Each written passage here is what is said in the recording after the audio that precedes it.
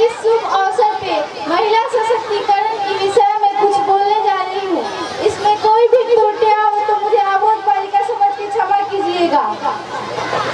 भाषण की शुरुआत मैं कुछ पंक्तियों के साथ करना चाहूंगी। हौसले से भरती है ऊंची उड़ान, हौसले से भरती है ऊंची उड़ान, ना कोई शिकायत ना कोई थकान, सबके जीवन का आधार है वो, सबके जीवन का आधार है वो। मत करना तुम नारी का अपमान, मत करना तुम नारी का अपमान। किसी भी देश को